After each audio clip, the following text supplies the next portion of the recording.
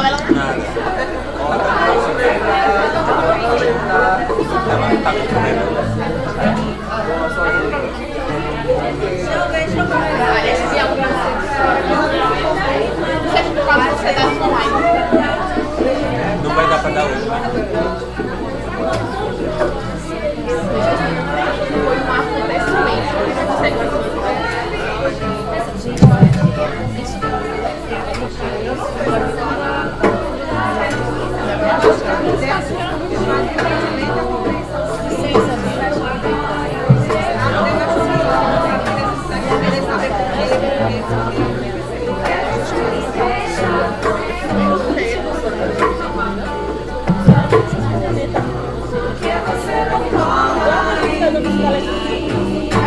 Daqui a pouco ou agora?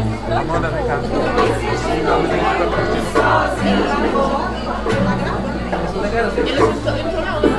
Ele gostou do que eu disse.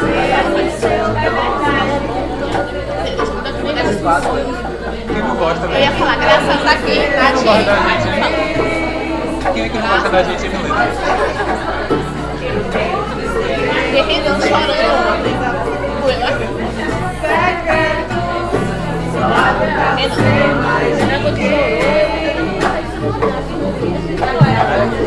Porque você me esquece isso. E se eu me interessar por alguém?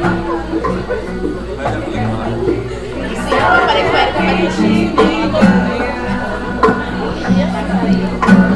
A gente gosta, é claro que a gente nunca assistir mais fantásticos.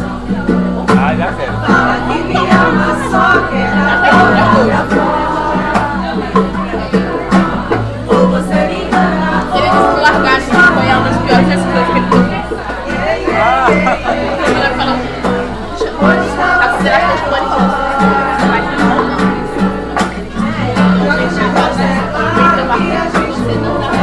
Ele falava e parava.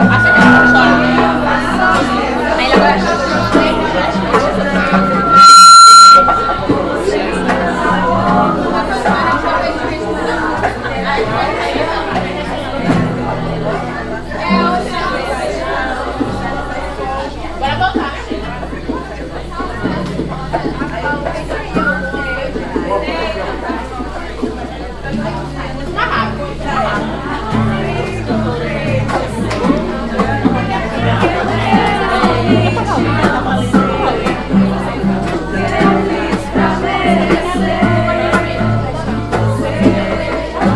Eu não sabia.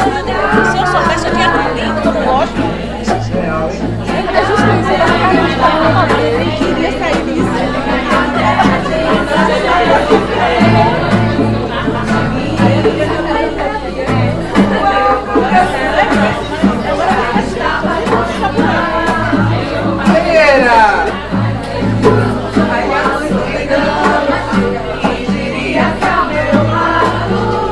Eu joguei essa guardinha. você veio pra ficar. Você que me Quando faz chegou ali, eu tava muito feliz. vergonha. Você que me faz cantar. Tudo natural. Viu quanto aqui, gente? E a Adriana, quando ela tava fora. E aí, você chegou? Aí, nesse caso, deixa eu puxar aqui.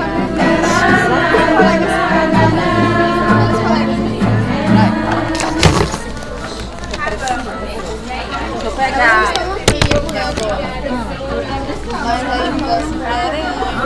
Mas aí o negócio sim, pode ser. Aí o negócio é assinar pra você.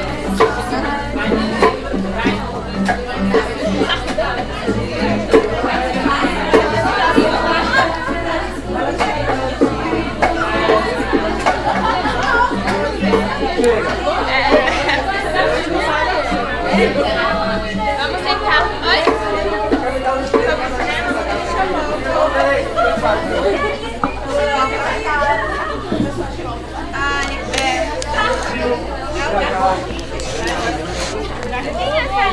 É de cabelo maravilhoso.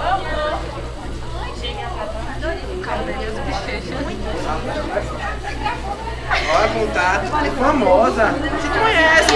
Ó, quer ver que eu sei teu nome? Teu nome é Duda. Tá vendo que eu sei? Que figura, né? Minha Thaís, é? Você é o que, minha?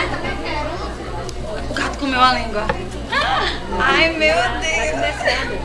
Vem cá me ajudar.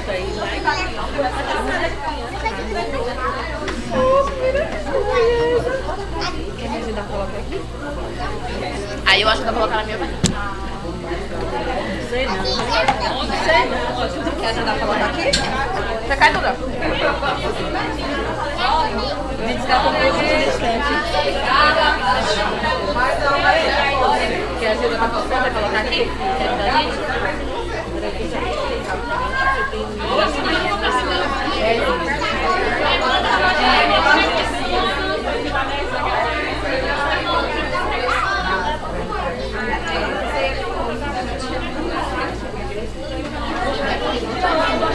Zeninha, posso?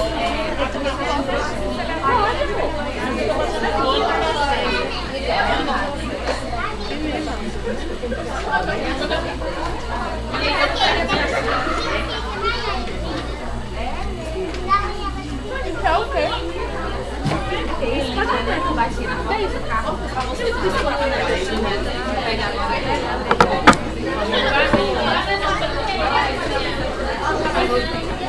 Todo mundo ela botou isso.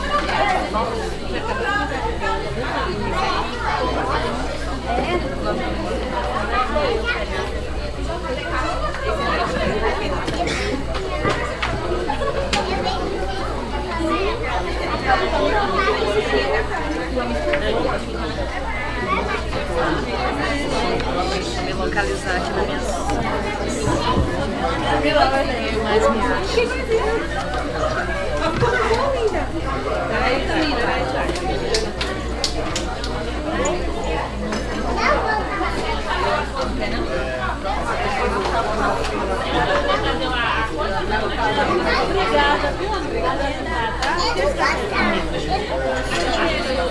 Aí ele resolveu.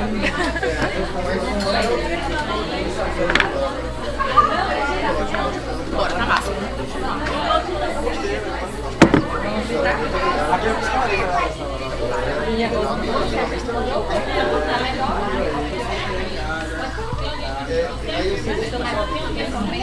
Bom, gente, vamos dando sequência aos trabalhos.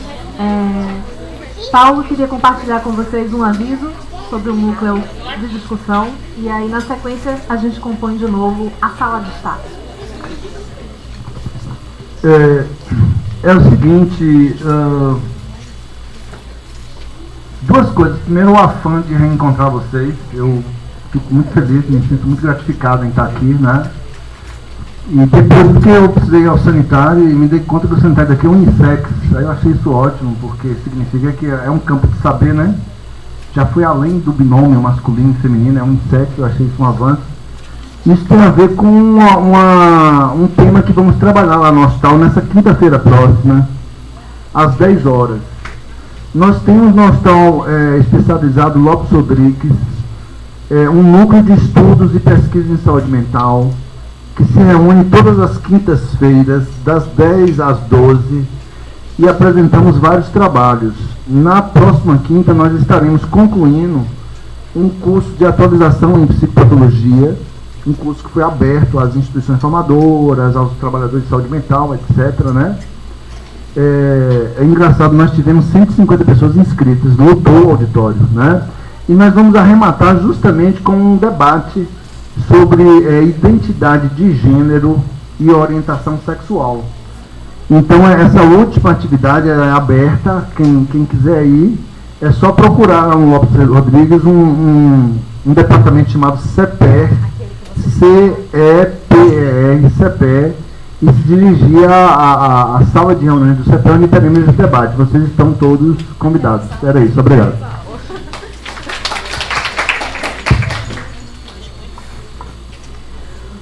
Bom, então vamos compor aqui a segunda sala. Carolina Mascarenhas Lima, desculpa, Carolina. Ela é psicóloga, é especialista em terapia comportamental e Ramon Pereira Lima, psicólogo também, especialista em terapia cognitivo-comportamental. Ok? Bom dia, gente. Vou tentar falar sem microfone. Será que vocês me ouvem? Não. Com certeza não. Para começar, né, eu queria resgatar uma discussão que veio lá do começo, até a professora aqui trouxe um pouco, o aluno ali perguntou também, o colega, sobre as entrevistas iniciais. Né? A gente vê que o que foi representado aqui era um momento de primeira entrevista, muito bem conduzido, por sinal, por Juliana. Né? Alguns elementos que eu senti falta no caso, ela perguntou aqui, né? Por exemplo, em relação ao desenvolvimento, à família, coisas mais ligadas aí ao passado do cliente. E ela perguntou, mas a gente vê que a cliente teve lá uma negativa, ela não se mostrou disponível para responder. E aí o colega perguntou, mas não devia perguntar, estimular. Em algum momento sim, né, dentro da análise do comportamento, para a gente esses dados de desenvolvimento, de como que a queixa foi aí se desenvolvendo, o histórico também da pessoa, do desenvolvimento infantil, são importantes, apesar de não ser o nosso foco principal, mas vão aí trazer questões para a gente mesmo pensar e entender como é que os padrões de comportamento foram se desenvolvendo até chegar ao momento atual. E aí o que acontece, né? Por que não nesse momento? As entrevistas iniciais, ela não se finda numa única entrevista, inclusive o processo de avaliação como um todo, né? Quando a gente está num processo terapêutico, a gente avalia o tempo inteiro, não só na primeira sessão, mas durante toda a nossa intervenção, porque a gente precisa saber se o que a gente está fazendo está trazendo resultado ou não. Então a gente avalia desde a primeira até lá a nossa alta, né? Até o dia que a gente vai dar alta para o nosso cliente, a gente está em um processo constante de avaliação. E a gente também está em constante intervenção. Claro que uma boa intervenção, ela parte de uma avaliação inicial bem feita, que não se finda numa entrevista única. Muitas vezes na primeira entrevista a gente vai sair mais com questões do que com respostas. Né? A gente vai aí levantar uma série de hipóteses que a gente vai questionar depois. E muito do que a gente questiona também a gente depende da nossa disponibilidade do cliente para trazer. A gente precisa ser, além de tudo, acolhedor. Então já é uma intervenção também que a gente faz na primeira sessão, que é acolher aquilo que o cliente traz, assumir uma postura de não julgamento. Então isso vai facilitar, inclusive, que em outro momento ele esteja disponível para nos trazer os dados que a gente precisa. Né? A gente precisa aí de uma série de dados, de história de vida, dados inclusive referentes à rotina do cliente, o que faz. Ela trouxe ali os dados, né, de idade, são coisas importantes. Se é casado, se tem filho, onde é que mora, como é que se desenvolveu. E aí a disponibilidade do cliente vai muito disso. Então se a gente acolhe aquilo que ele traz, ele vai se motivando para falar pra gente aquilo que a gente quer saber. Enquanto se a gente adota uma postura aí de ser mais invasivo, né, de questionar uma coisa que ela não está disponível naquele momento, provavelmente, talvez, e aí Mirella até trouxe, ele não volte nem na segunda sessão. E o objetivo nosso da primeira sessão, enquanto analista do comportamento, é fazer com que ele volte para a segunda. Pode parecer uma coisa meio assim, poxa, como assim é fazer com que ele volte para a segunda? Mas é porque, se ele não volta para a segunda, a gente não tem o que trabalhar. Né? A gente não vai conseguir ajudar ele se ele não volta para a nossa segunda sessão. E a gente tem que ter cuidado para não tocar em pontos que sejam muito aversivos. Né? E aí, saindo um pouco dessa lógica de entrevista inicial, a gente precisa avaliar, vai avaliar o tempo todo. E aí a gente traz um pouco a questão do diagnóstico. Né? Os colegas aqui não se adentraram muito também nessa questão de DSMs, manuais. E a gente também não faz isso na análise do comportamento. Claro que é importante para uma comunicação, a gente precisa saber, né? Muitas vezes, até citaram aqui, né? Vou precisar encaminhar um cliente para um psiquiatra. Então a gente precisa estabelecer uma comunicação, é uma forma de uniformizar aí, mas na análise do comportamento a gente não fica muito ligado a essa questão do diagnóstico, porque independente de ter um diagnóstico ou não, é possível intervir, né? E a nossa avaliação serve para isso. A gente vai fazer uma avaliação funcional, então pra gente também não importa tanto aquilo que o cliente fala em si, né? E o que ele faz em si, mas a função daquele comportamento. E aí a nossa avaliação vai toda se pautar nisso. A gente vai fazer a avaliação funcional. Então, o que o cliente faz, em que contexto é que ele faz isso? Né? A gente viu que todo o caso se passa ali na presença do marido. Né? E aí a gente vai tentar entender um pouco por que foi tudo acontecia na presença do marido. Então toda queixa que ela traz, porque meu marido, né? E ela trazia uma série de pensamentos delirantes, chega até alucinações, mas sempre o marido estava presente. Ela não relata alucinação e delírio em relação a outras pessoas. Então, tudo isso a gente precisa saber, né? Em que contexto acontece e quais consequências produzidas. E isso eu senti um pouco de falta, no caso, né? Das consequências, das variáveis ambientais que estavam presentes. A gente tem algumas, né? Juliana até tentou estimular um pouquinho, mas não, a cliente recusou. Mas assim, o caso traz que ela às vezes gritava com o marido, isso é um comportamento público. Mas o que o marido fazia diante disso? A gente não tem dado para saber. E aí muita da nossa intervenção vai ser construída por essa avaliação funcional, né? De qual a função daquele comportamento. Aquele comportamento ele produz atenção, ou aquele comportamento afasta aquele cliente de um contexto que é muito aversivo para ele, de uma coisa que ele não dá conta no momento. Que é o que me parece muito mais ter a ver com o caso. E aí a gente volta para a situação de que ela lá passou por uma situação de uma banca, que os colegas também concordam que foi o momento aí de desenvolvimento da queixa. Ela passou por uma banca que foi extremamente aversiva. Ela conta, né, que ela se sentiu humilhada. E o marido passou por essa banca também e ele foi aprovado. Então, vejam que não é, o marido não está ali aleatoriamente, né? A queixa dela tem uma relação com o marido, tem a ver com o fato de que ela estava presente lá no momento da humilhação dela. Então, provavelmente, esse marido, ele funciona como estímulo para que ela se lembre, né, de uma situação em que ela foi humilhada e para que ela se sinta da mesma forma diante dele, que é como ela de fato se sente. E aí a gente precisa entender um pouquinho mais só como é que esse marido reage. Mas ela também não apresenta. E aí o que mais traz pra gente de que não é tanto uma tensão social que está mantendo isso, mas ela não tem nenhum comportamento de chegar para ele, questionar, né? Ela o tempo todo guarda isso tudo para ela.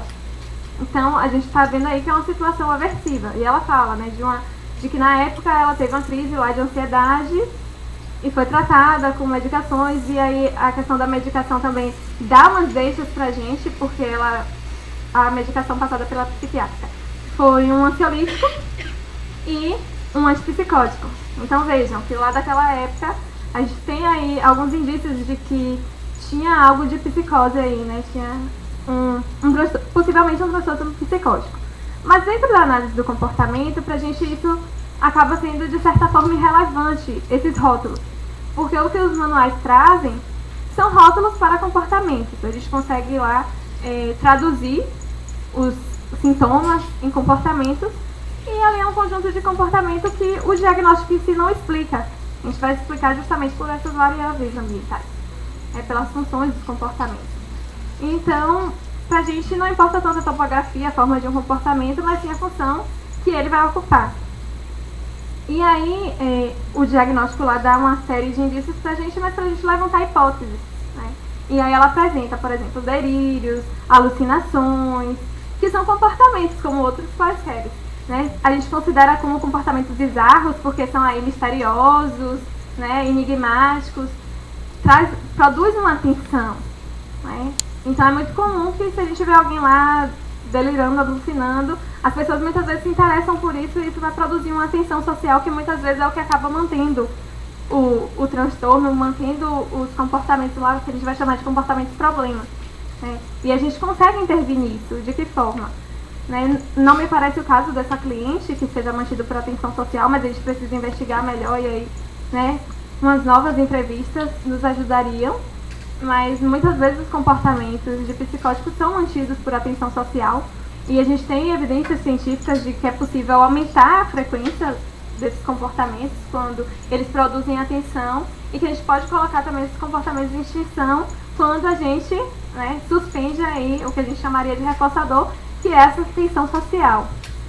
Só que isso aí já perpassa por outras coisas, porque assim, tudo bem que eu aqui esteja atendendo no meu consultório e não dispense uma atenção para aquele comportamento, mas e lá fora? Né? A gente precisa pensar sobre a generalização. Não adianta a gente tratar o nosso cliente e ele ficar bem aqui dentro do meu consultório e lá fora ele continua igual. Então, muitas vezes a gente pode trabalhar com a orientação familiar, né? Mas aí também a gente esbarra em alguns limites muitas vezes que são éticos, né? E aí também depende de uma permissão do cliente, que tudo isso não vai dar para acontecer nesse momento porque ela tem muita resistência a que as outras pessoas saibam. O marido dela não pode saber que ela sabe, ela tem certeza, né, sobre esse tal fenômeno exterior, mas o marido não pode saber que ela sabe. Então ela se engaja ali em comportamentos também de simular o que ela está pensando. E em momento nenhum ela checa, né, o que de fato está acontecendo. Na verdade, ela procura indícios que confirmem essa certeza, vai lá registrar, ela tenta as anotações, mas ela acaba não estando muito sob o controle das variáveis ambientais de fato. Ela está mais colada aí o que a gente chamaria de uma autorregra de que ela consegue saber o que o marido está pensando só de olhar para ele. Então, a gente precisa trabalhar um pouco, né, essa sensibilidade às contingências, às variáveis ambientais, a discriminar o que ela está de fato, o que de fato está no ambiente e o que ela está pensando e sentindo, que ela acaba confundindo, né, não tem essa discriminação nesse controle. Mas isso é algo que a gente vai construindo com o tempo, né? Não dá, apesar de no início a gente já ter aí uma série de hipóteses, uma série de possibilidades, a gente não faz tudo de cara, né? Porque a gente tem uma coisa que é muito mais importante, que é a construção de um vínculo terapêutico. Então trazer coisas que sejam excessivamente aversivas vai fazer com que o cliente ele se esquive, falte uma sessão, não volte para terapia, ou talvez até se desorganize ainda mais, venha a produzir ainda mais sofrimento, que é o que a gente trabalha, né? Na análise do comportamento, pra gente não importa tanto esse critério de normalidade, e sim o critério de sofrimento. Se o sofrimento que aquela pessoa traz é significativo, se está trazendo prejuízos a nível social, a nível laboral, pra gente é muito mais relevante isso do que se parece normal ou não, se parece estranho ou não. Pra gente não é o mais importante, né? E aí a gente tem que os comportamentos, por mais que eles pareçam estranhos, eles vão estar aí relacionados às variáveis ambientais, assim como outro comportamento qualquer. Vão estar sujeitos às mesmas leis e a gente pode intervir, pode produzir modificações da mesma forma. E aí o caso nos traz, né, que ela passou por um histórico de punição. Então essa situação aí da banca, que ela foi humilhada, o comportamento dela foi punido. E isso produz mesmo ela teve aí uma crise de ansiedade. Isso produz mesmo, de fato, sintomas fisiológicos, sintomas, né, que falam de uma dificuldade em lidar com uma situação aversiva. E a gente precisa trabalhar isso, né? Precisa trabalhar uma tolerância à frustração. Tanto a frustração lá que ela passou na banca, quanto em relação ao próprio casamento. Mas ao casamento não que o marido esteja lá traindo ela, como ela supõe, mas uma frustração de que ela não consegue nem conversar com ele, né? Nem consegue ser assertiva com ele, nem consegue questionar nada, porque ela já pressupõe que se ela vai lá e fala alguma coisa pra ele vai ter um conflito, então ela se esquiva de um conflito aí com o marido, e que esse conflito vai produzir uma separação. Então, o tempo todo ela está emitindo comportamentos de esquiva. Ela está se esquivando de um divórcio, ela está se esquivando dos conflitos com o marido, ela está se esquivando principalmente dessa situação lá que para ela foi aversiva e frustrante. Então, ela não entra muito em contato com esses sentimentos. É isso que a gente vai precisar produzir, em sessão principalmente, fazer com que ela entre em contato com esses sentimentos, que muitas vezes a nossa cultura, né, diz aí que não é certo, que não se pode, desautoriza a gente a sentir coisas como tristeza, como frustração. A gente está aí o tempo todo pressionado para ser feliz o tempo inteiro. E isso produz sofrimento. Muito mais do que o sofrimento de estar triste. Então, a gente precisa que ela vivencie esses sentimentos em sessão, para que eles consigam também, para que ela consiga lá fora, né, se acostumar com essas sensações e não precisar necessariamente reagir quando vem um impulso. E em relação ainda à intervenção, preciso, né, deixar bem claro isso. Eu estou aqui dando algumas dicas e algumas possibilidades, mas sempre lembrando que a gente tem dados insuficientes ainda para construir uma boa análise funcional, que é imprescindível para um bom trabalho. Eu falei aqui de 2 tipos de consequência, né? Falei sobre reforçamento positivo, que seria uma atenção social, que a gente não viu até agora, mas que a gente precisa saber que é possível e investigar. E falei aí de um reforçamento negativo que, pelo que o caso já traz, dá para perceber que tem esse componente. Mas uma coisa não exclui a outra, pode ter as duas coisas funcionando ao mesmo tempo. E aí, ainda em relação a esses comportamentos que a gente acha como bizarro, né? São comportamentos, alucinar e delirar são comportamentos que fazem parte da experiência humana, de certa forma. O que seria o alucinar? Seria, por exemplo, ver na ausência da coisa vista, ou ouvir na ausência do estímulo auditivo. O estímulo não está presente, mas o organismo está respondendo. Mas por que? Ele provavelmente já viu isso antes. Ela sente lá uma humilhação, mas ela já sentiu essa humilhação antes, na presença do marido, que é quando ela sente de novo. E aí a gente tem outros detalhes, que é falar de uma privação, situação de privação. Uma pessoa que esteve em privação de atenção social, quando ela já foi reforçada diante da apresentação de uma alucinação, a tendência é que ela apresente, quando ela esteja em privação. E a gente precisa produzir formas mais adequadas de produzir atenção social. Talvez realizar um treino de habilidades sociais com o nosso cliente, que não me parece o caso dela, mas que em muitos outros casos de esquizofrenia ou outros transtornos psicóticos seria possível fazer. Então, acho que é um pouco disso, Caso alguém tenha alguma dúvida, pode comentar. Ou também, se quiser chamar atenção para algum outro detalhe do caso que eu não tenha trazido.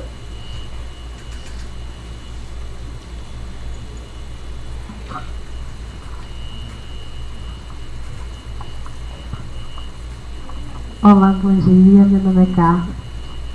Dentro do que a senhora falou, o que deu foi para perceber foi... Eu não estava no momento em que o caso foi apresentado, mas a senhora, dentro dessa análise funcional, a senhora fala que a paciente diante da bancada, essa bancada para ela funciona como se fosse uma punição negativa, e ao sair dessa bancada, o que foi muito frustrante para ela, todas as vezes que ela vê o marido, ele é um estímulo, acaba reforçando para que venha à tona tudo que ela passou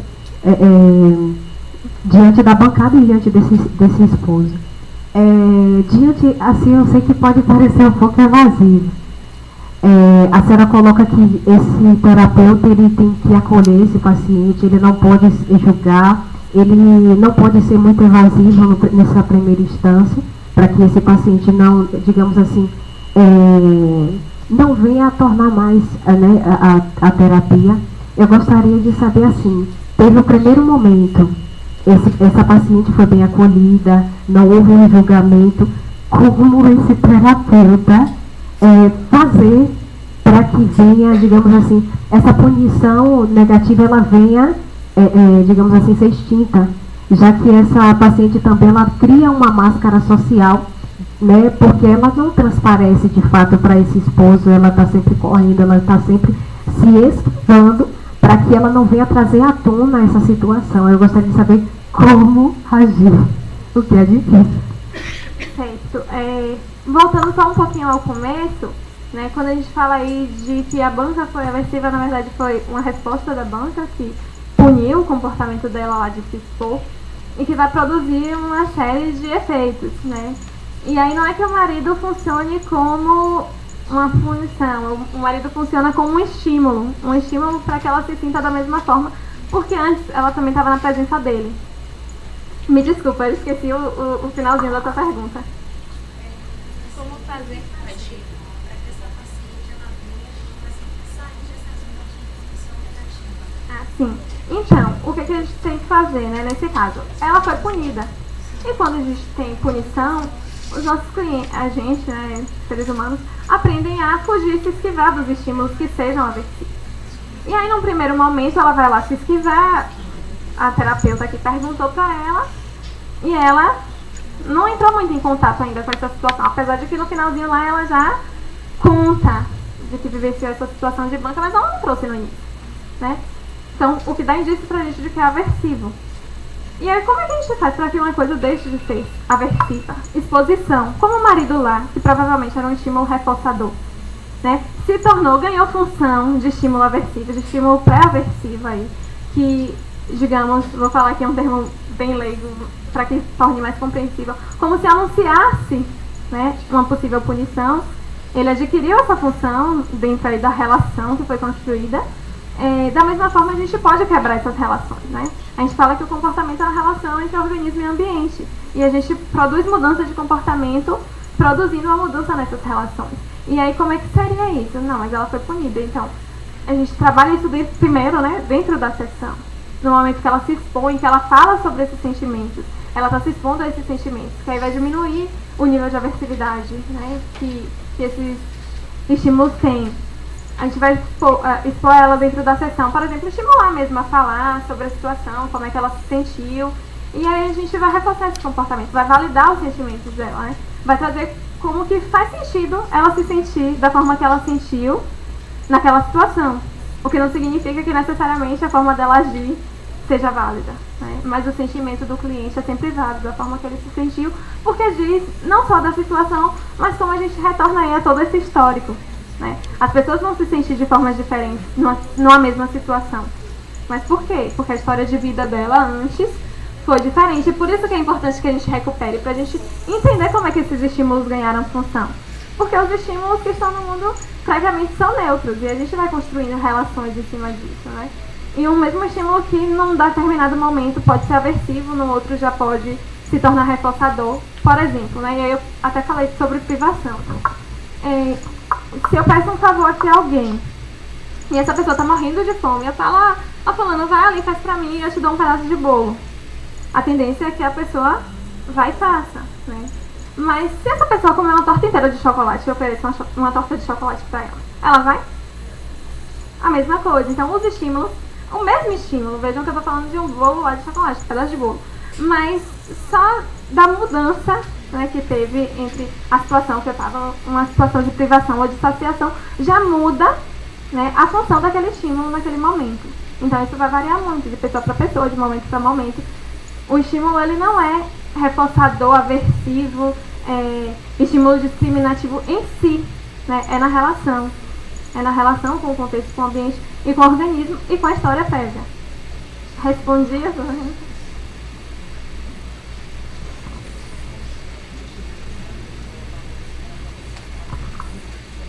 Bom dia. Bom dia.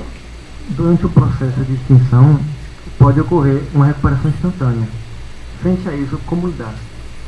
Então, realmente, né, quando a gente extingue um comportamento, é possível haver essa recuperação espontânea mesmo. Mas o que acontece? Por exemplo, aí, se a gente fala de uma extinção coloca um comportamento que é mantido por atenção social e a gente coloca em extinção. O que vai fazer com que ele torne mais provável de ressurgir ou não? Um déficit aí, né, nessa disponibilidade de atenção social.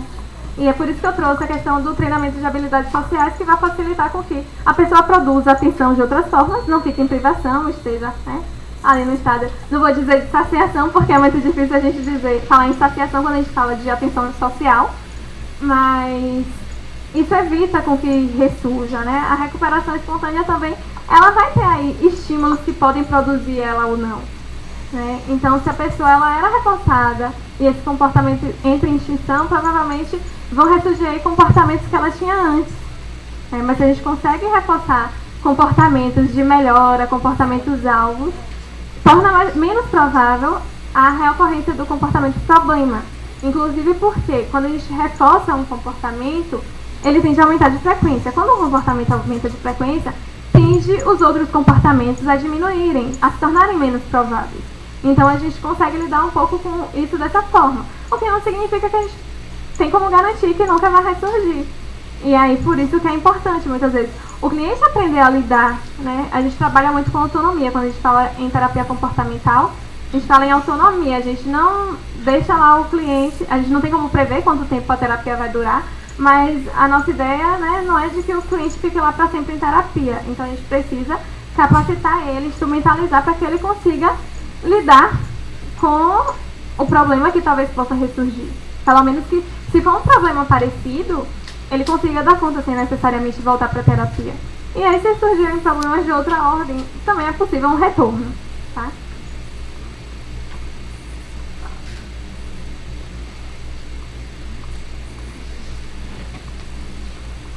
Então vamos passar.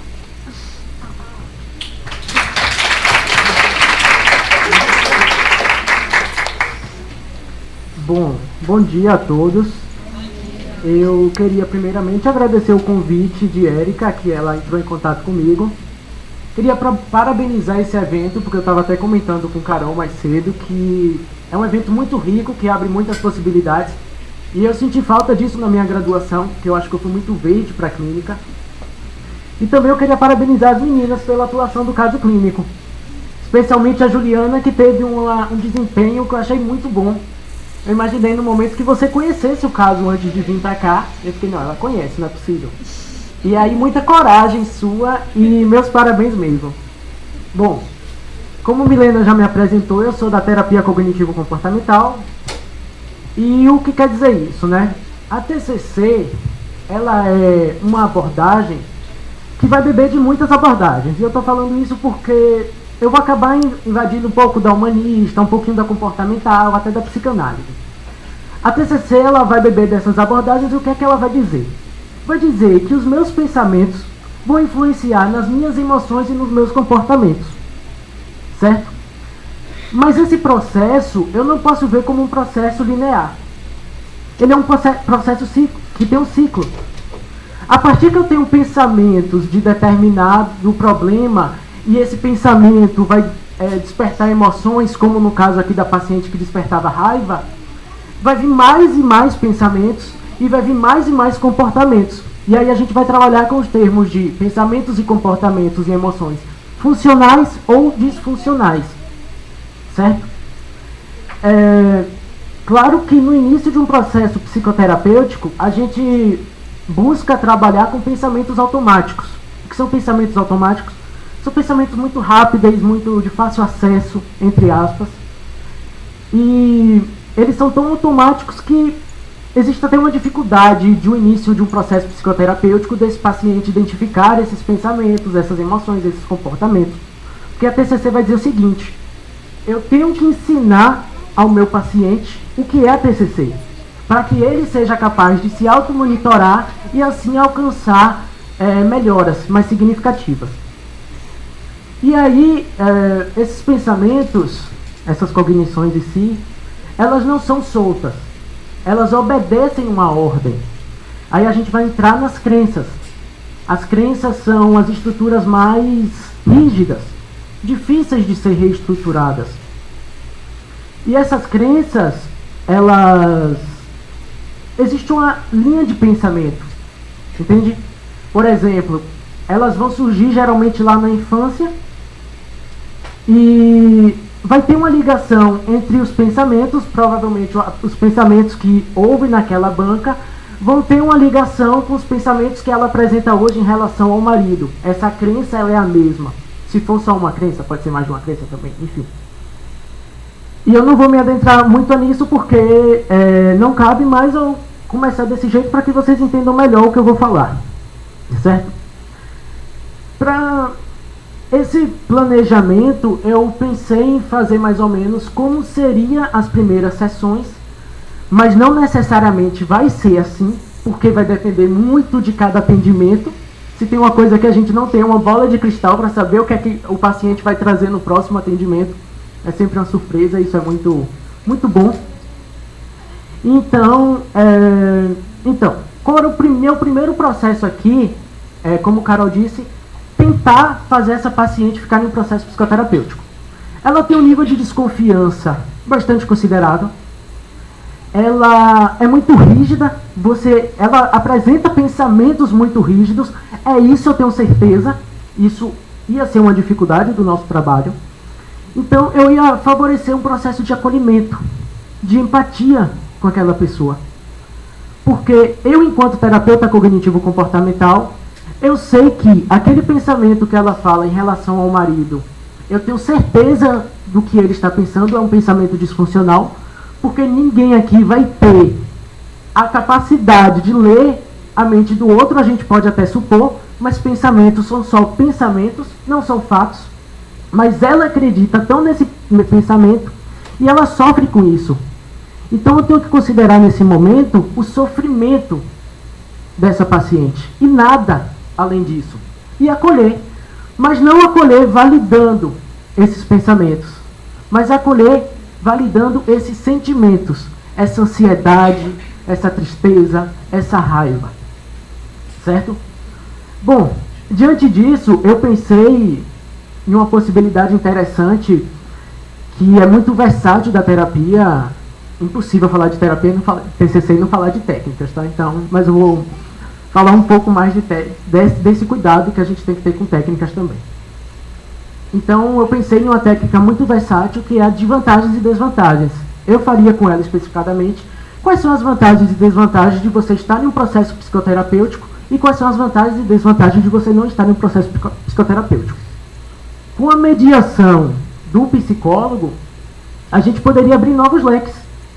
Por mais que ela traga só a questão aí do marido nesse foco, a gente tem que pensar também que existem outras possibilidades. Por exemplo, tem um evento central aqui que meus colegas falaram, desse evento que ela teve esse doutorado negado para ela, e isso com certeza existem muitas questões, a gente vai dizer, ativou a crença ali. Mas a gente também, por exemplo, tem a gravidez. A gravidez a gente sabe que é um processo de luto, é um processo de perda.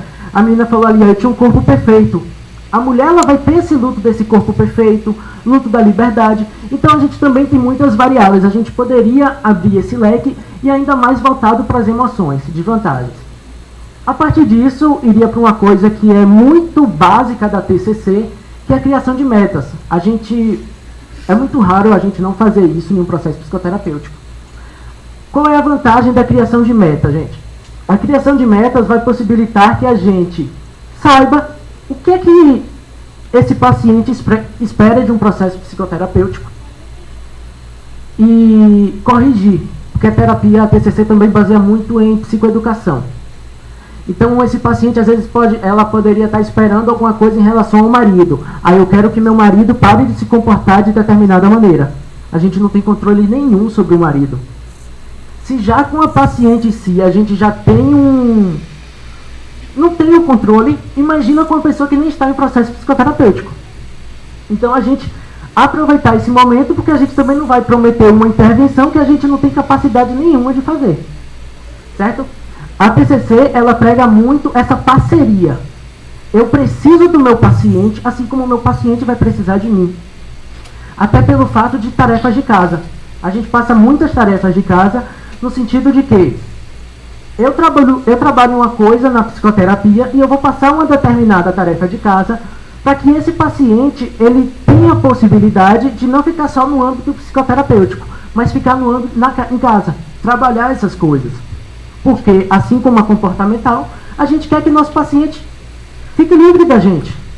Eu não quero que ele fique dependente de mim para resolver todos os conflitos. Bom, essas metas, elas também provavelmente seriam desafiadoras, porque ela acredita que tem um dom, ela não quer perder esse dom, e além disso, esses pensamentos rígidos. Mas é interessante começar por esse viés.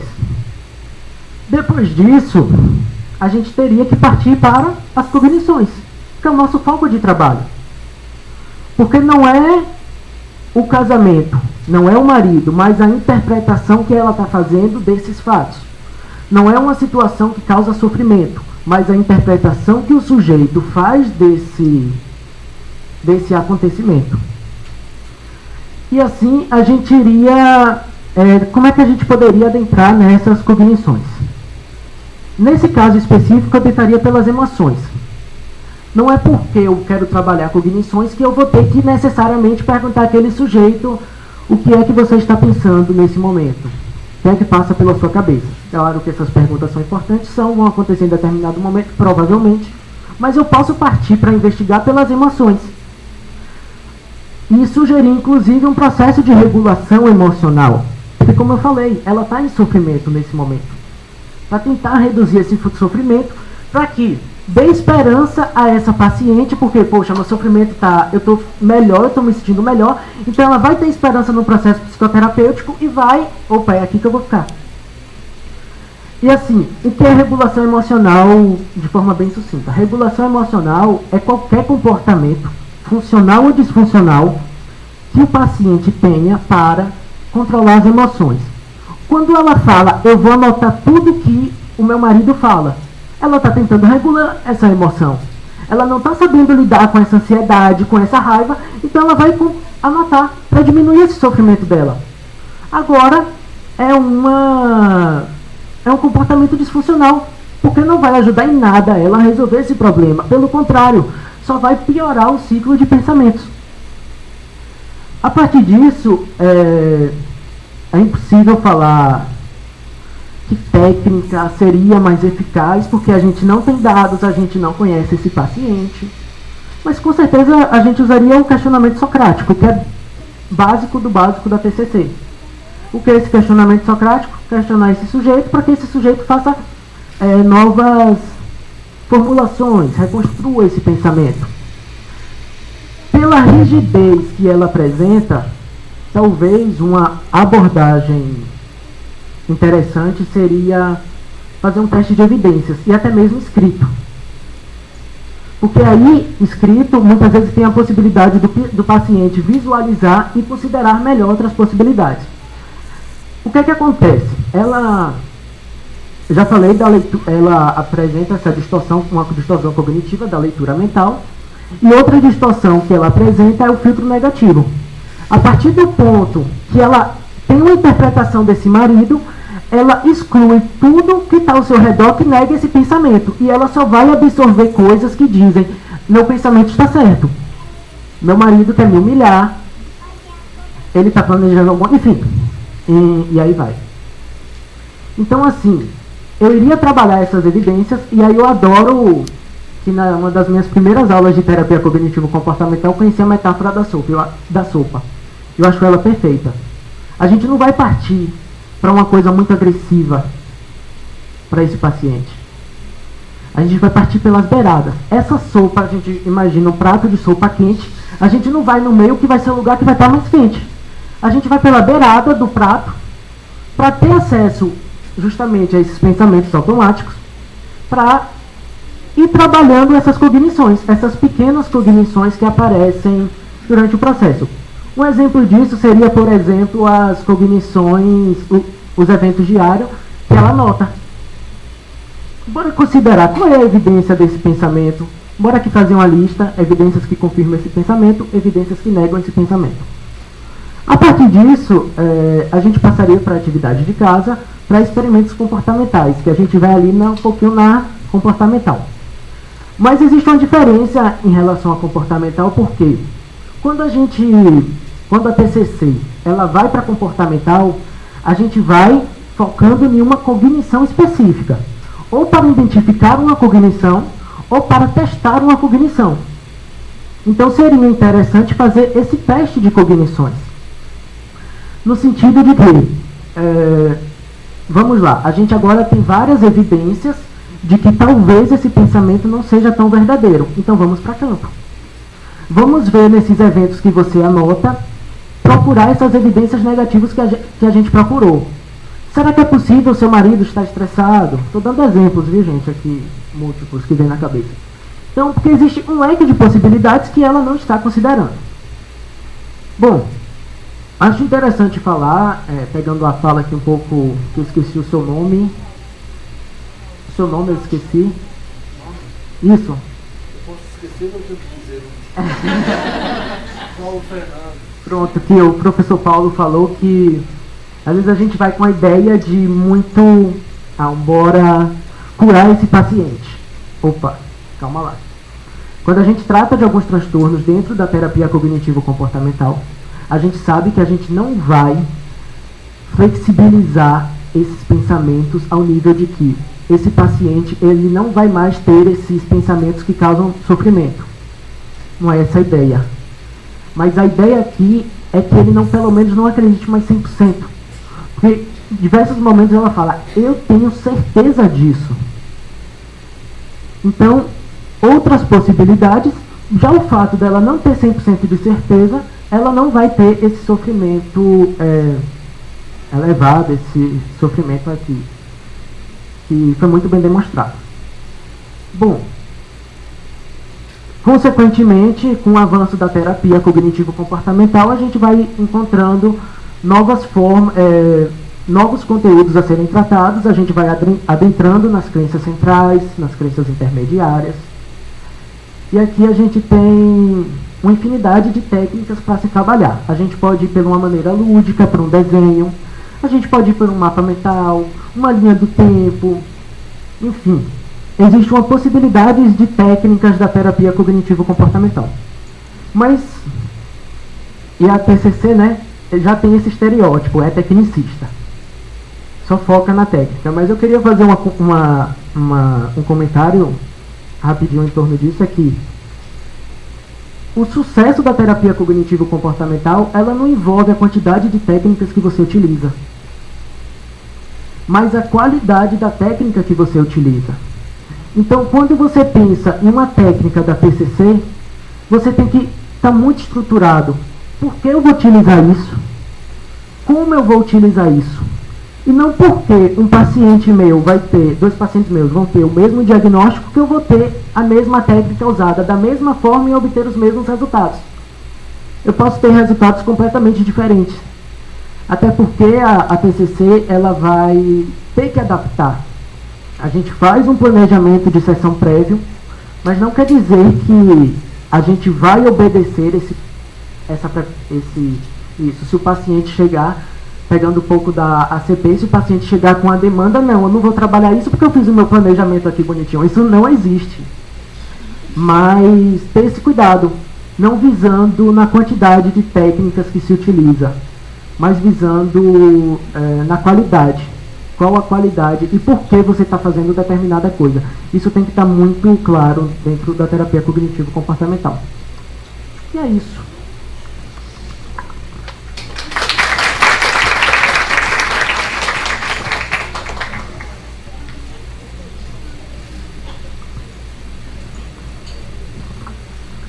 Você falou sobre técnicas e sobre psicoeducação, mas eu queria saber de um ponto muito pertinente hoje na TCC, que é o que eles chamam do novo inconsciente cognitivo, que isso demonstra que há algumas mudanças na perspectiva da clínica. E como é que você vê essa nova perspectiva no campo clínico? Vamos supor daqui do caso agora, a ideia do novo inconsciente cognitivo.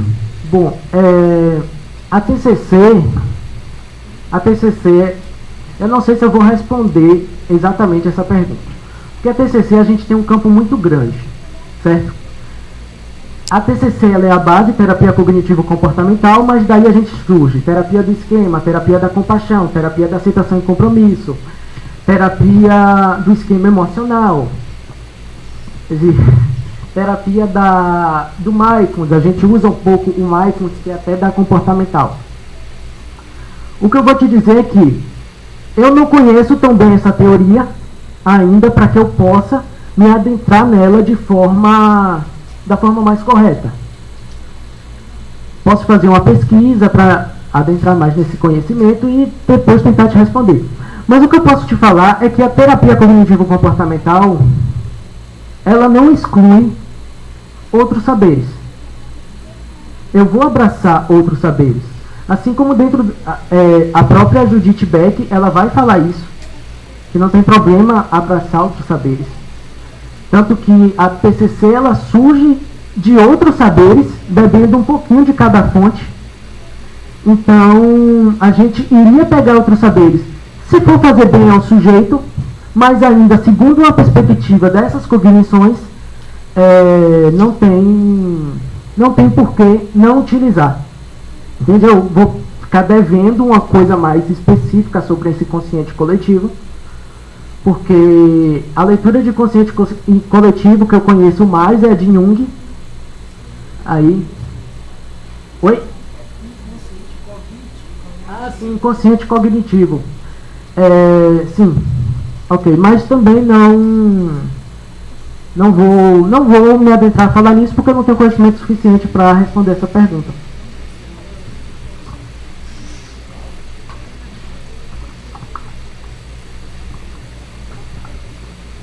Eu não sei se você sabe, mas qual a sua opinião sobre os terapeutas que utilizariam da abordagem da TCC com a epistemologia fenomenológica, sendo que isso é incongruência que não faz sentido nenhum, na minha opinião?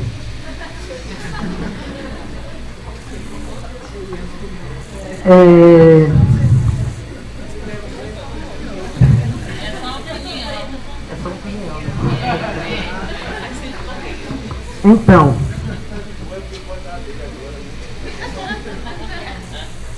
Acho que minha resposta para isso é como se utiliza, certo? Se você vai, como ele disse, se você vai utilizar de um outro campo de saber para talvez complementar a sua leitura do caso,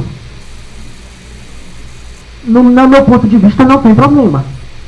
Mas que você não esqueça, porque a gente tem muito isso, eu vou me prender à minha abordagem e esquecer as outras. A gente precisa das outras abordagens, mas a gente precisa de uma abordagem mãe, entre aspas, que direcione o nosso trabalho. Eu entendo que você diz que partem de um viés bem diferente, mas eu particularmente não utilizo nesse viés. Mas se uma pessoa utiliza para complementar a sua compreensão do quadro, se ela obtém resultados baseados em evidências, que é importante para a terapia cognitivo-comportamental, a gente tem evidências para isso. E se ela está fazendo isso baseado em uma intervenção cognitiva, prévia, estudada e testada, não tem problema. O que a gente não pode fazer é inventar teoria que não existe. É inventar uma forma de tratar esse paciente, porque eu acho que vai ser legal.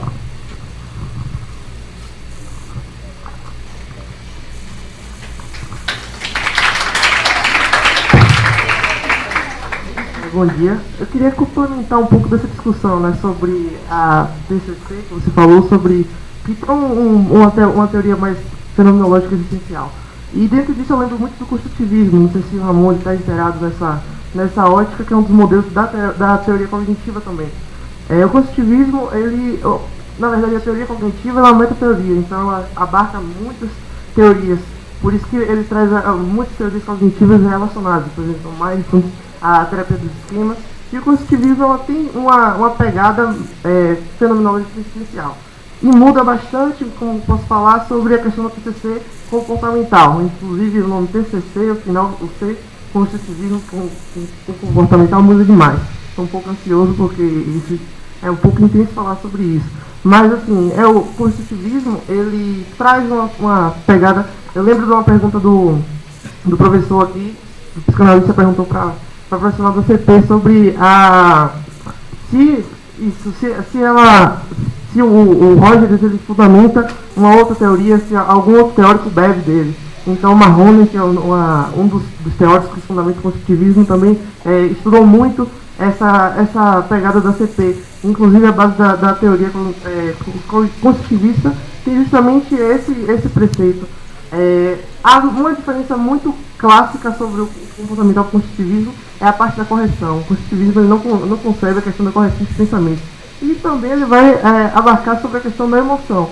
Então, antes disso, já começou em Kant, e lá na época do iluminismo, você gosta de filosofia também, e o Kant ele constrói que o pensar, ele antes está no processo da faculdade de sentir. Então você sente o mundo de alguma forma a partir dos sentidos, e você simboliza isso de alguma forma e racionaliza. Então o positivismo vai estar atrelado justamente essa noção entre emoção e pensamento.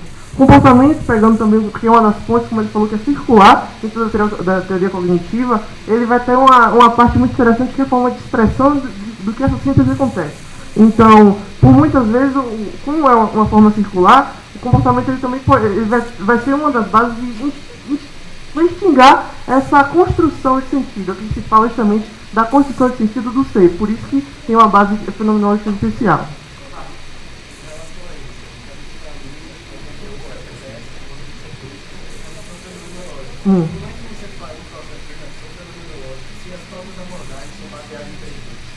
E preceitos?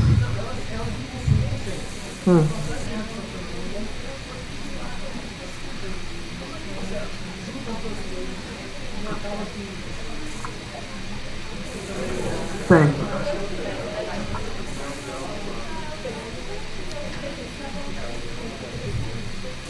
Eu posso falar só sobre a questão das técnicas, que acho que é uma questão interessante também. O construtivismo ele tem a forma como as técnicas vão estabelecer, ele falou, esse sistema que técnicas vamos colocar dessa forma. O construtivismo ele tem, como tem uma pegada essencial, ele fala justamente que não é nas técnicas que acontece o processo.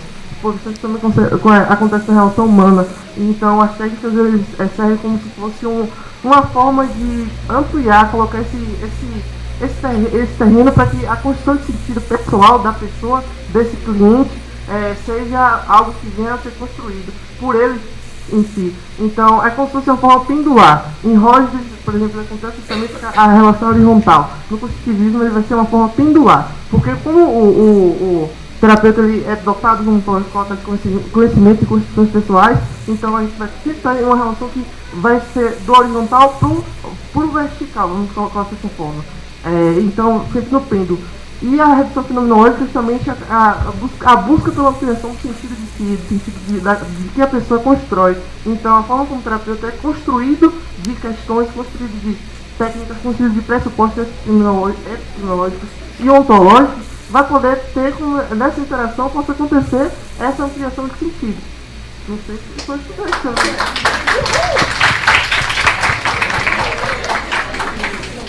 Vou agradecer a Edilson, porque eu acho que ele deu uma esclarecida em relação a isso. São os efeitos dos desdobramentos das teorias. Então, enfim, aqui na cognitiva comportamental, cognitiva construtivista, que é uma outra orientação, assim como na psicanálise também a gente vai caminhar por lugares que muitas vezes não são tão afins às teorias de origem, né? Então, há de se ler. Né? Vou entrar cuidadosamente nesse debate. Não, porque é o seguinte, veja, essas pontes que vocês estão fazendo, isso é importante, né? Beber de vários saberes também é importante, mas quando a gente bebe demais de muitos saberes, a gente pode ficar bêbado, né? No sentido de que também não dá para sair unificando, né? E articulando, e integrando vários saberes. Corre-se o risco de cair num ecletismo, né? Em um mosaico, num curso de retalhos, que também não cabe muito bem. Eu estou mais afinado com a posição do colega quando ele fala que se pode importar, né? Alguns conhecimentos, alguns conceitos de um outro saber, com a condição, né, que se saiba fazer um bom uso disso e que seja congruente com a orientação de base que o profissional está seguindo.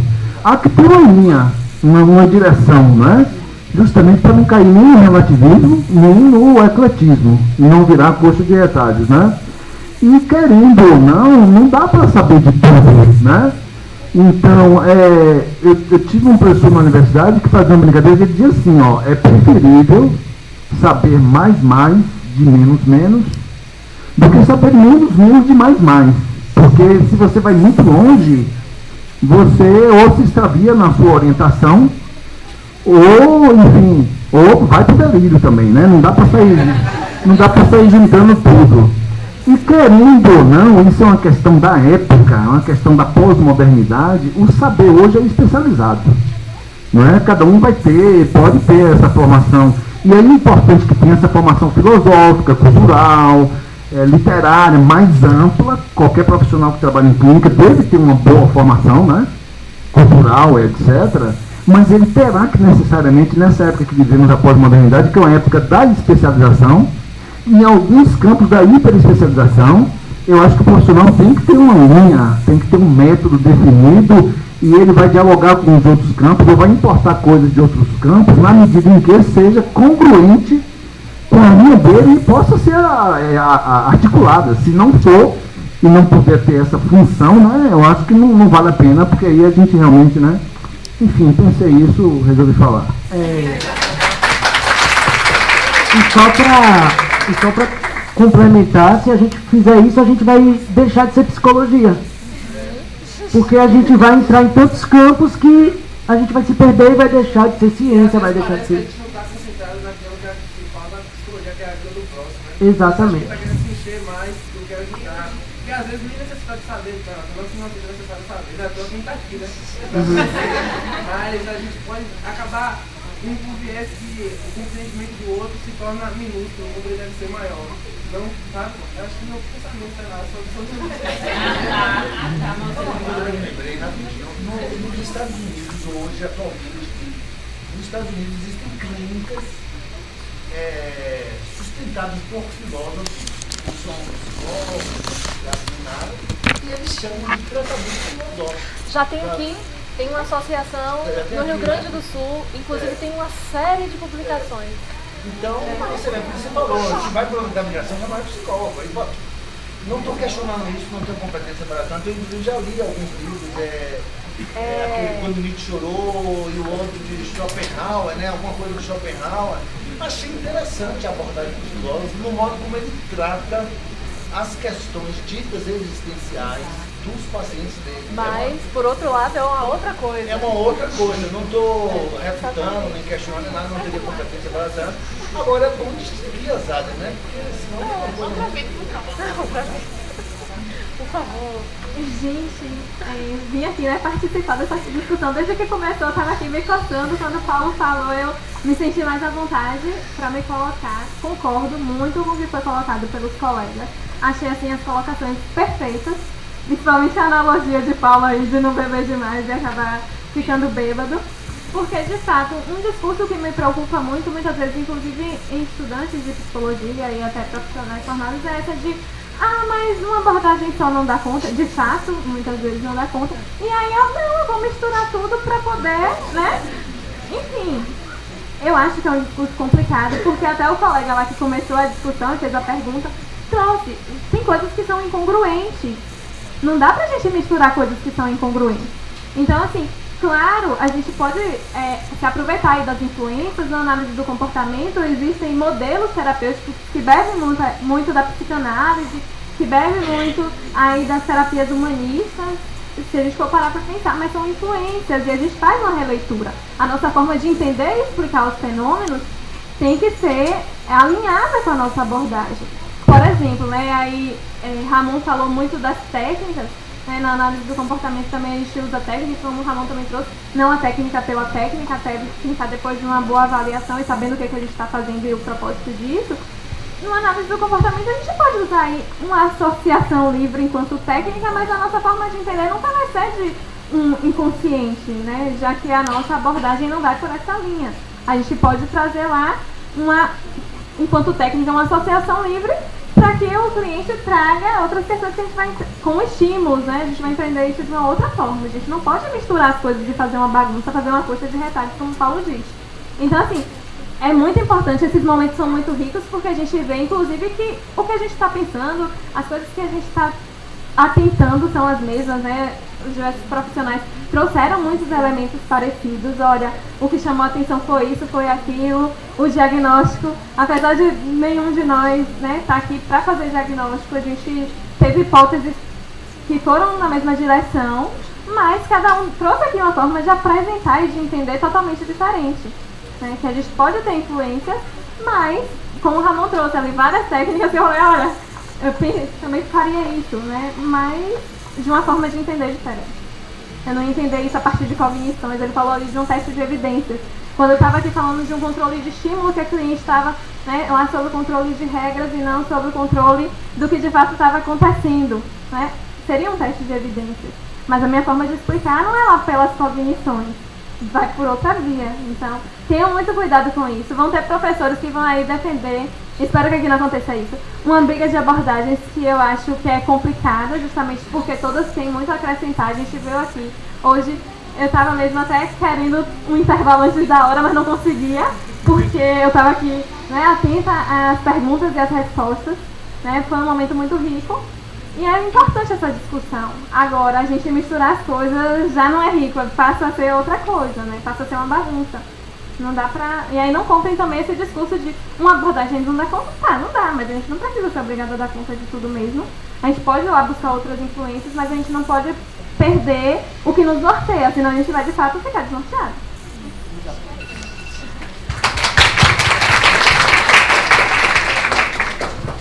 De acordo, colega, como diz você, agora eu já estou imitando perfeito, né? Enfim, tem uma outra coisa interessante que preexiste aos nossos campos, psicologia, etc., que é a questão da sequência propedêutica, né? Que vem do campo da medicina. Há diagnóstico, há terapêutica, há prognóstico, não é? por essa via se sabe que a abordagem terapêutica mais apropriada ou supostamente mais eficiente depende do diagnóstico, depende do quadro clínico, não é? Então, nesse sentido, todas as nossas abordagens têm alcances e têm limites.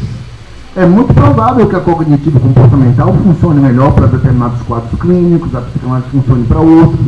Tem quadros que a psicanálise não dá conta, tem quadros que talvez a análise funcional do comportamento não dê conta. Então, há que também pensar nisso, que cada método terapêutico ou cada disciplina tem seu campo definido, tem até onde pode ir, onde se esbarra no limite, e que tem que passar a bola para o campo do outro, né? Uma coisa que eu senti um pouco falta, Milena, nesse debate, seria a neuropsicologia. Eu digo isso porque eu trabalho no hospital psiquiátrico que tem tanto pacientes agudos, com crises manejáveis e, enfim, estabilizáveis, e tem pacientes crônicos de longas datas, e tem pacientes sequelados por décadas de uso de antipsicóticos que acabam também produzindo neurodegenerações. E eu observo no hospital a importância do neuropsicólogo trabalhando, inclusive com esses que têm comprometimento orgânico, e que o psicanalista, por exemplo, não vai saber trabalhar com isso, ou outras abordagens, entende? Eu acho que é interessante isso de respeitar o alcance e o limite do campo de cada um, e de dar o povo que é do povo e dar a César o que é de César, né? Tem uma colega colombiana que ela brinca comigo assim, ela diz assim: Paulo, cada qual no seu cada qualês. Quer dizer, cada qual no seu cada qualês. Cada qual no seu cada qualês. Porque na nossa cultura é cada um no seu quadrado, né? Não dá para ficar, enfim. Vou correr sabendo pensar em falar isso, sabe lá por quê, né? Então vamos ver. Então, gente, último detalhezinho, né? Paulo aí falou, cada um no seu quadrado, de fato. Não dá conta, encaminha, né? Vamos encaminhar, não precisa você dar conta de qualquer cliente que bater na sua porta, né? Não vamos misturar as coisas tentando dar conta, até porque você não vai conseguir. A gente precisa aceitar também, né? Vou lá na psicanálise e as nossas faltas, a gente não vai dar conta de tudo sempre. E é isso, né? Encaminha pro colega. E só para terminar mesmo, reforçando que ele ali disse, que o foco é o sofrimento da pessoa. Não a abordagem, uma abordagem vai ser mais eficiente com a outra, mas a gente tem que primeiro acolher esse sujeito antes de qualquer coisa, porque ele precisa, e ele procura a gente porque ele precisa. E é o nosso trabalho enquanto psicólogo clínico promover esses movimentos de acolhimento com essa pessoa.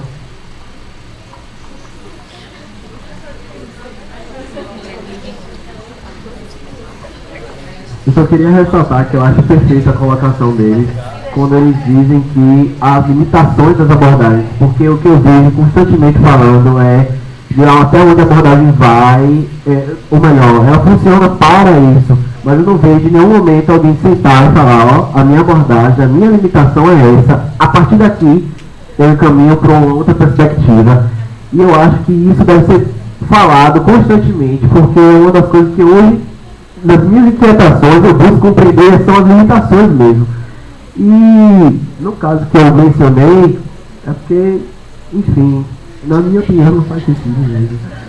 É porque não bate, sabe? Tem vários filósofos que continuam com essa ideia, então não sei como é que. Quando chega a mim eu penso a mesma coisa, não sei. Só rapidamente para concluir, dentro de tudo que foi falado, inclusive do colega, que eu não recordo o nome dele, que ele falou da questão fenomenológica e tudo mais, o que fica bem claro é a questão da subjetividade, da abstração, do ser consigo, ser com um, ser com o outro, e que, no geral, o que não pode acontecer é entrar no campo dogmático, nem do ecletismo, ou seja, teoria demais, nem o empírico, ou seja, o real demais.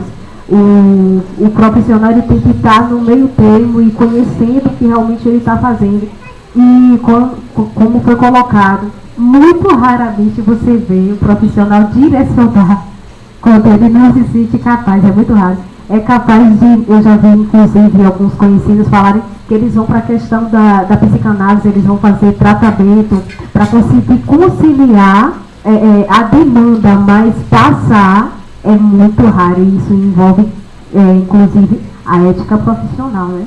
Mas, e lembrando que quem vai chegar quem vai trazer a demanda é um ser, é uma pessoa, é singular, é diferente, ela vai trazer um problema, como já foi colocado até mesmo pelo próprio Ramon, que não se sabe o que vai acontecer de acordo com o que vai ser aplicado nas sessões, na terapia.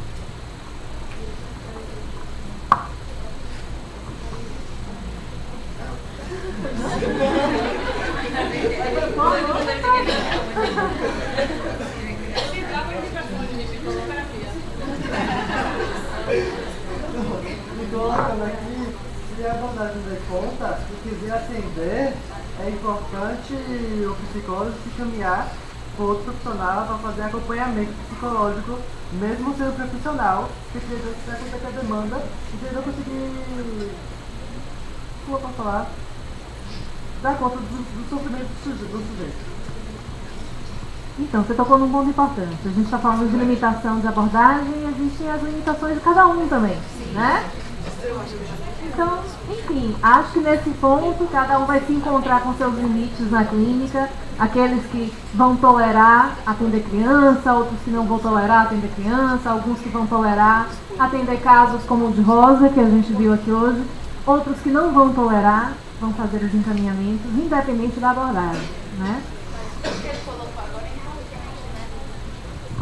O que ele colocou agora é importante porque pra gente também não ficar também só no limite, né? Aí se eu não dou conta eu passo, isso eu não dou conta eu passo. A questão do trabalho pessoal, né? Do terapeuta também, desse desenvolvimento, crescimento pessoal de cada terapeuta para poder realmente, que a gente só vai com o cliente até onde a gente está também no nosso processo.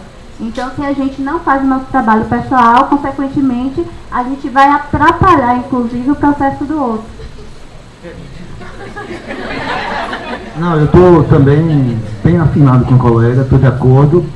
Ela está trazendo uma coisa fundamental na formação de quem trabalha em clínica, que é se terapeutizar na abordagem que vai trabalhar, não é?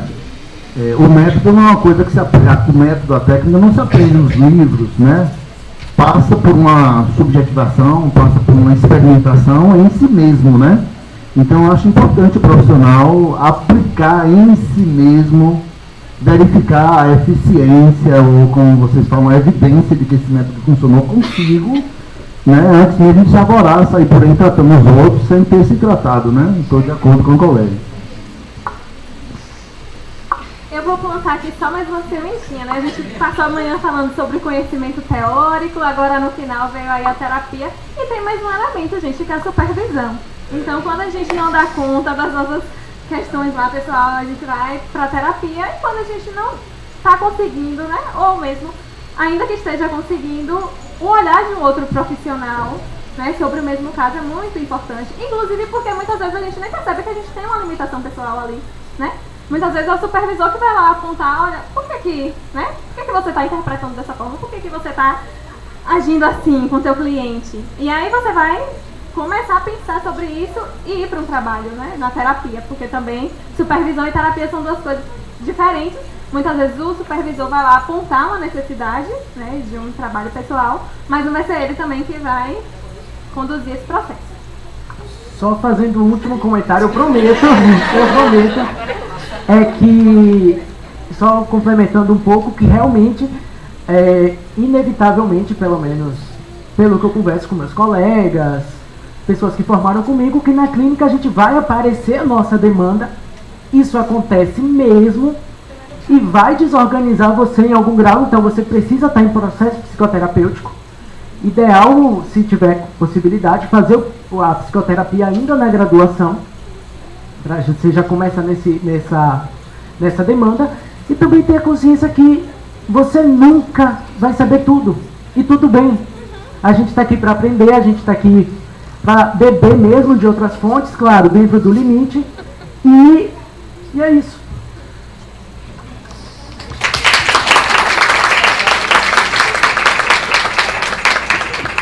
Bom, vamos encerrar então por hoje. Queria chamar o pessoal da organização aqui para a gente expressar um agradecimento, né, por todo o trabalho que vocês fizeram. O pessoal não levanta, acha que não é com vocês, né? De verdade, esse evento foi planejado nos 45 do segundo tempo desse semestre, né? Uma coisa que não se faz. Que mulher elegante! E que cabelo incrível é esse! Essas e outras expressões mais ou menos parecidas eram cochichadas lá no início do ano, durante o nosso primeiro encontro, enquanto Milena tentava conhecer o restinho da turma. Logicamente, nós tínhamos sofrido e estávamos chateadíssimos com a demora da chegada da professora que assumiria as carteiras que lhe foram otorgadas. Mas quem consegue ficar chateado quando se conhece Milena Nadir? Sim, ela é uma mulher dona de uma elegância que sai da alma. Essa elegância se transparece no vestir. A gente não percebe em Milena essa pomposidade, esse exagero de adornos. Essa elegância se expressa também quando nós alunos chegamos para mim e apresentamos questões acerca de qualquer tema, inclusive de abordagens outras, que não são as que ela adotou para a sua prática profissional. A Edilena disse para a gente assim: gente, a pessoa aqui não sabe muita coisa. Essa é uma mentira. Ela sabe muita coisa. Porque depois de dizer isso, ela dá pra gente um show de conhecimento sobre qualquer assunto. Sempre. E a gente sabe disso porque depois a gente vai pesquisar também. Milena, cuidado com o seu Facebook, né? Nunca tivemos que ler uma aula inusitada, teatralizada. Instigante, sim. Quem não lembra da aula sobre suicídio? Mas inusitadas, teatralizadas nunca. Sempre tudo muito centrado, tudo muito comedido. Todos os discursos de Milena são assim. Só que aí, um dia nós sentamos e conversamos sobre os professores. A gente nunca faz isso, a gente nunca fala sobre isso. Mas um dia conversando sobre os professores, a gente se apercebe de uma coisa. Somos apenas parte de um pequeno século de fãs de Milena. E dias mais à frente, a gente começa a passear pelos corredores da universidade e conversamos com colegas outros, de turmas outras, com quem a gente não tem contato no dia a dia. E encontramos mais fãs de Milena Nadir. Como não ser fã de Milena Nadir? Eu, particularmente, fico imaginando o dia da nossa formatura. Alguém vai ser escolhido para discursar pela turma. E no momento do discurso, claramente, teremos um momento de agradecimentos. Agradecimentos pelo que já vivenciamos até aqui, pelo que vivenciaremos no futuro. E num desses momentos a gente vai falar sobre a Unifax. E a gente vai agradecer a participação da Unifax nessa nossa jornada. E dentro dos agradecimentos nós vamos dizer assim: obrigada, Unifax, por nos proporcionar conviver com Milena. Mas por hora, ainda falta muito para a nossa formatura. Nós queremos dizer a você, Milena, obrigada por estar conosco até aqui. Obrigada por partilhar conosco um pouco dessa pessoa incrível que você é. Dessa professora incrível e sem amarras que você é. Obrigada por abraçar conosco os nossos sonhos. E obrigada, muito obrigada, por abraçar também esse evento, essa necessidade que nós expressamos para você. Por hora, e através dessa florzinha tão elegante quanto você, nós queremos expressar nossa eterna e singular gratidão por tudo que ganhamos até aqui.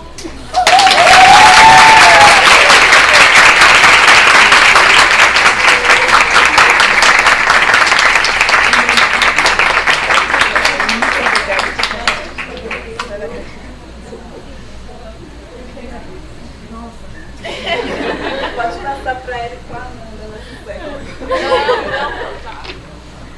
Não, o pessoal que me conhece, eu lido muito bem com essas coisas, né?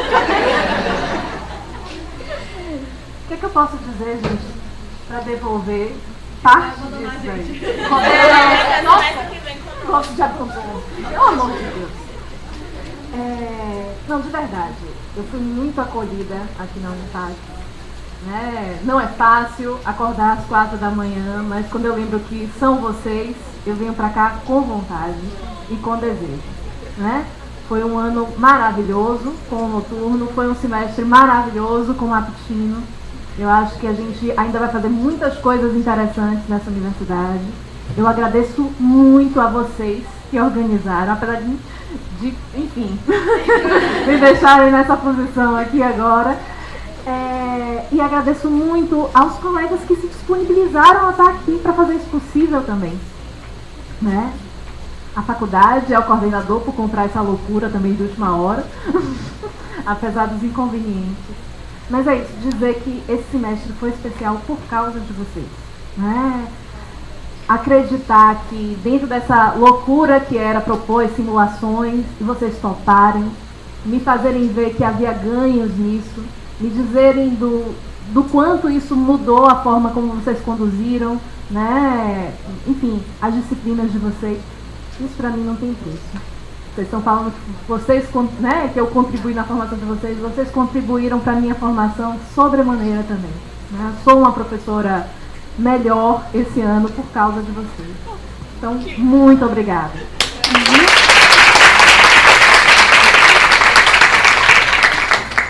É permitido fazer uma última pergunta?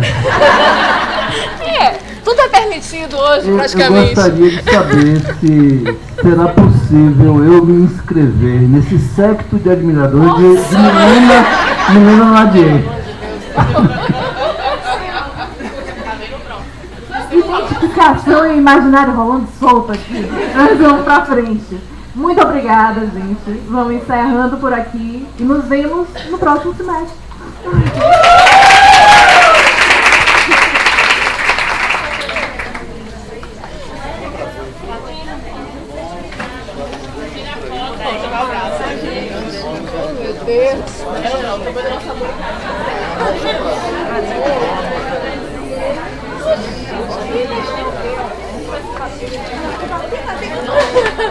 Parabéns, viu? Congratulações. Para além da transferência, tem algo aí da ordem de um reconhecimento ultra importante, né?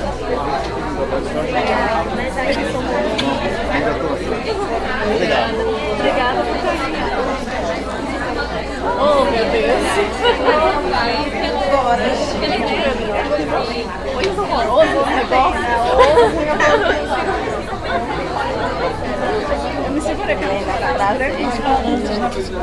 Parabéns pelo trabalho.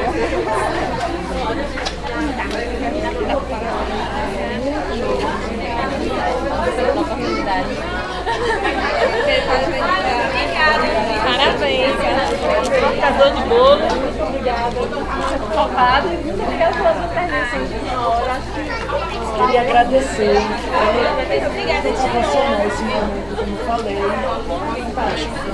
Fantástico mesmo. Muito falta. Por mais eventos. Obrigada. Espero ver uma vez. Pode deixar. Era que era meu pai do lado. Mas eu vou dar pra